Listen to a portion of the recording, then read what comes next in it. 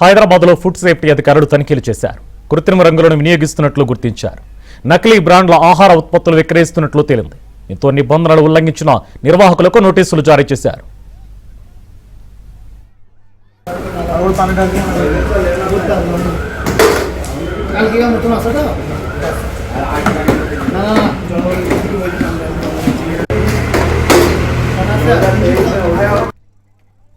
హైదరాబాద్ లో food safety అధికారుల తనిఖీలకు సంబంధించి మరిన్ని డీటెయిల్స్ మా కరెస్పాండెంట్ హారిక అందిస్తారు. హారిక, రైట్ సుభాన్, హైదరాబాద్ రంగారెడ్డి జిల్లాలో ఆహార కల్తీని అరికట్టేందుకు ఇప్పటికే హైదరాబాద్ సిటీ టాస్క్ ఫోర్స్ హెచ్ఫాస్ టీమ్ తో పాటు ఇటు జిహెచ్ఎంసీ అధికారులు కూడా చాలా శక్తివంతంగా పనిచేస్తున్నారని చెప్పాలి. అందులో ముఖ్యంగా ఈ రోజు కూడా ఇటు సంయుక్తంగా మెరుపుదాడులు నిర్వహించారని చెప్పాలి. అయితే అందులో బహదూర్పుర ఆయిల్ రీప్యాకింగ్ యూనిట్ ఒకటి, కిషన్ బాగ్ ఐస్ క్రీమ్ యూనిట్ ఒకటి ఉంది.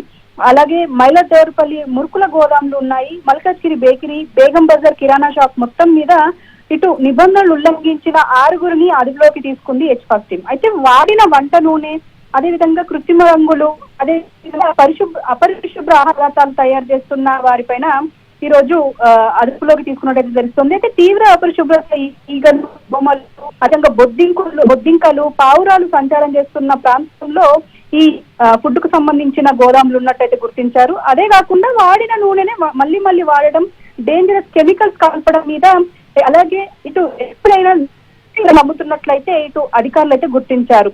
కనీసం ఇటు ఎఫ్ఎస్ఎస్ఐ లైసెన్స్ కూడా లేకపోవడం, సిబ్బందికి గ్లౌజులు, హెయిర్ నెట్ క్యాప్స్ లేకపోవడంతో ప్రస్తుతం కేసులు నమోదయ్యా.